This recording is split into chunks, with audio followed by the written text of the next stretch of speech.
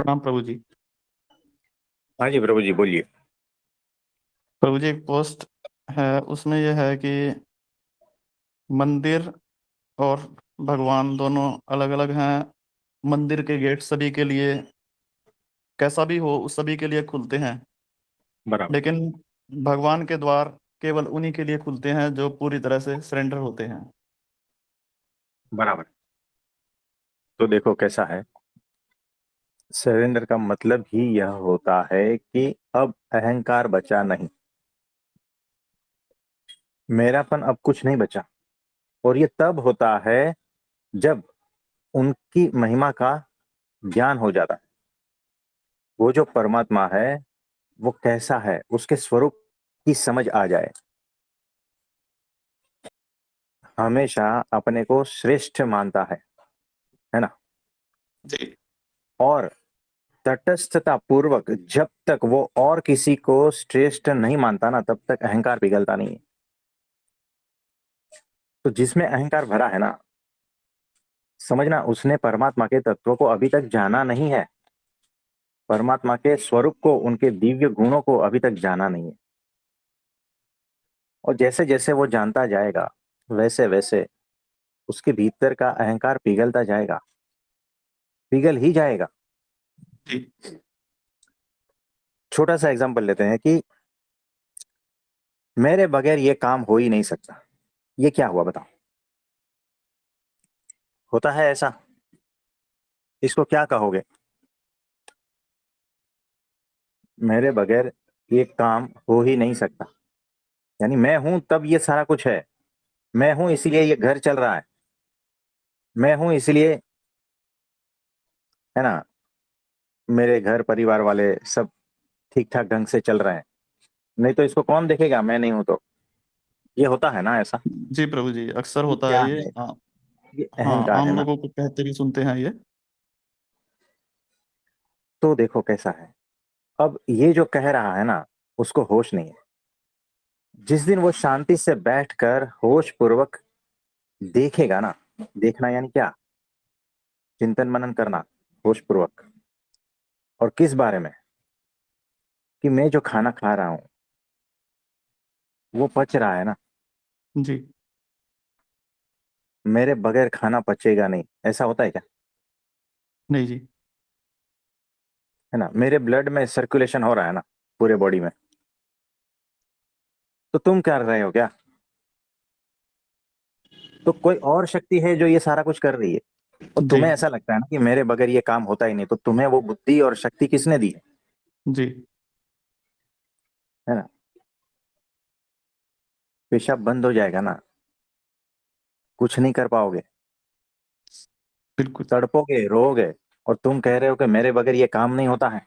जी कौन सी सोच लेके घूम रहे हो? समझ में आ रहा है?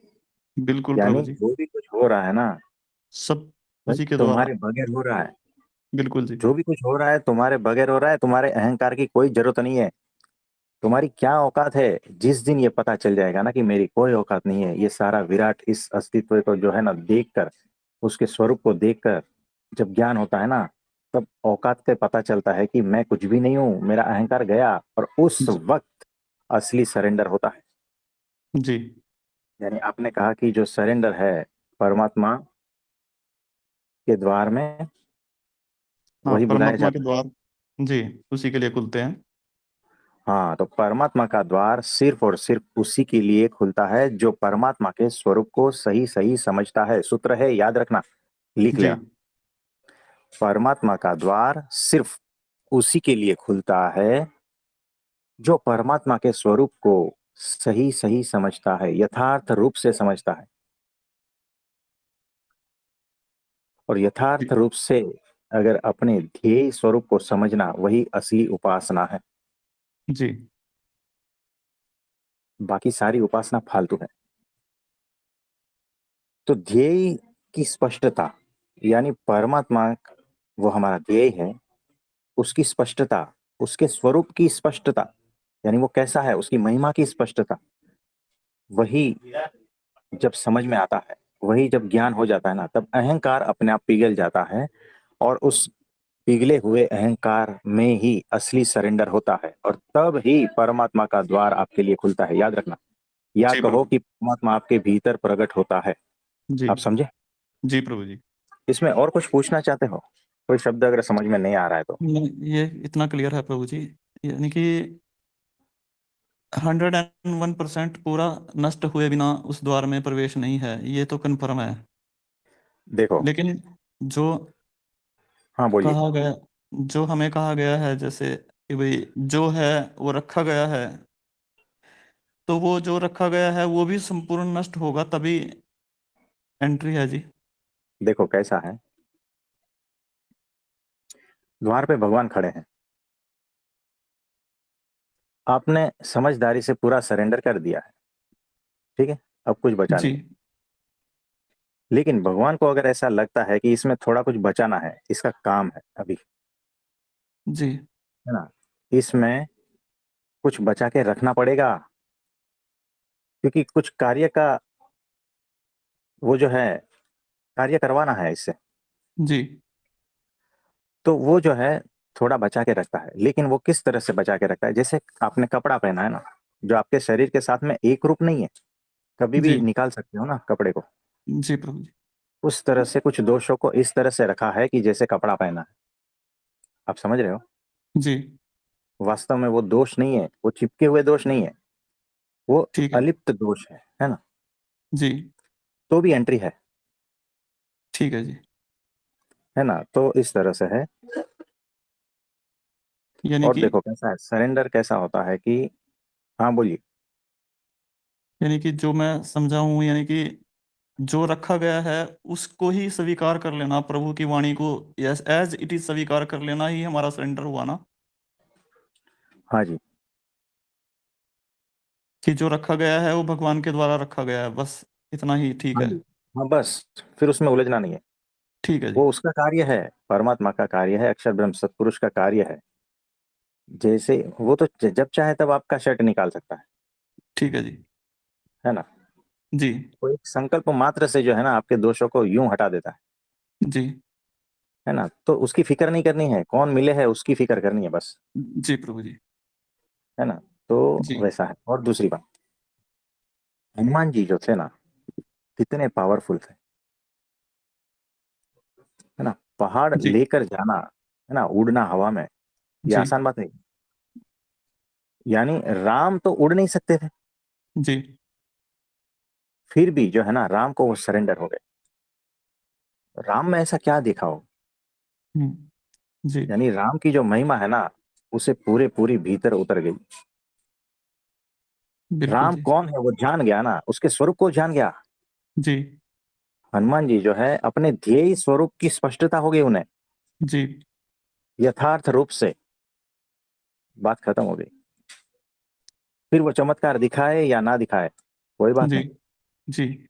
और तब जो है उनका अहंकार पिघल गया, और वो पूरी तरह से दास हो गए, दास, जी। सरेंडर। जी प्रभु जी। और उनके भीतर परमात्मा प्रकट हो गया, छाती चीर के दिखा दी। जी। आप समझे? जी तो प्रभु जो जी। दास हुआ है, जो सरेंडर हुआ है ना, सिर्फ उसके भीतर ही परमात्मा प्रकट होता। सही है प्रभु जी। तो ये बात याद रखना। जी। और कोई सवाल है? नहीं प्रभु जी, क्लियर है बस।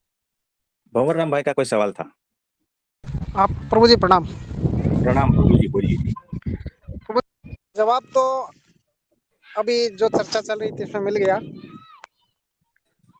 जैसे ये जो आप अपने अहंकार का जो मिटना और सरेंडर हो जाना, तो हम्म। ये प्रभु जी एक साथ ही चलते हैं, क्योंकि जब सरेंडर हो गया तो अहंकार भी मिटेगा ही, क्योंकि पूर्ण जब समर्पण हो हाँ जी। जाता है हाँ तो जी। सच्ची श्रद्धा, और जब समर्पण हो जाएगा तो फिर अहम बचेगा नहीं।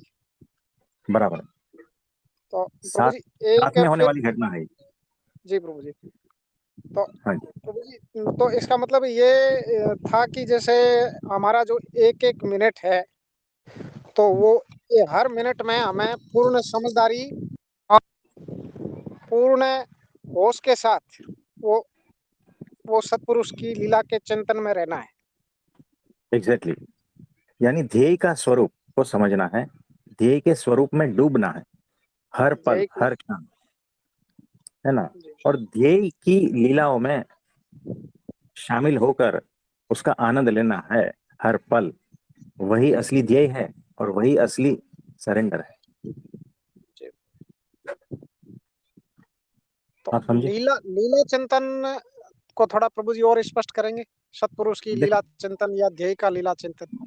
देखो कैसा है कि अक्षर ब्रह्म सतपुरुष जो मेरे गुरु हैं, जी प्रभु। वो किस तरह से उठते हैं, किस तरह से बैठते हैं, है ना, किस तरह से लोगों से बात करते हैं, किस तरह से हाथ जोड़ते हैं, किस तरह से वो तिलक लगाते हैं, हर छोटी क्रिया इतनी दिव्य है, इतनी विराट है कि उसमें खो ही जाता है मैं, है जी ना। प्रभु। तो निरंतर इस बात का अनुसंधान, और जब भी मैं खाने बैठता हूं तो उन्हीं को खिलाता हूं, अगर उन्हीं को खिलाता हूं तो किस तरह से वो खाते होंगे, वो सारा कुछ एकदम इदम दिखता है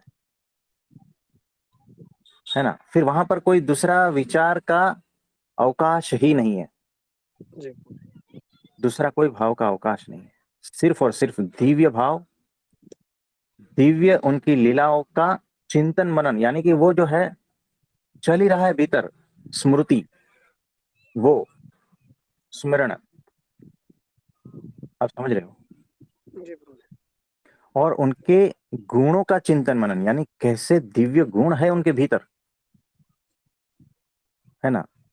जी यानी वो कितने निर्दोष है, कितने दयालु है, कितने कृपालु है, करुणावान है ना। ये बहुत सारे अद्भुत गुण है उनके, उनका जब चिंतन मनन, उनके प्रसंग जो हुए हैं उनका चिंतन मनन जब करते हो, तब आपकी सारी वृत्तियां उसमें क्रिस्टलाइज हो जाती है। जी यानी आपका मन बुद्धि चित्त अहंकार सब कुछ, अंतःकरण पूरा का पूरा उसमें इन्वॉल्व होता है। तब आप परम शून्यता के साथ में परम परिपूर्णता की अवस्था में होते हो, जी है ना।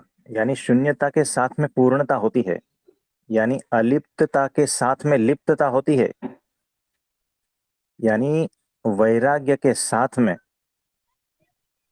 आप उसको क्या कहते हो, भोग, वैसा होता है, सब साथ में होता है।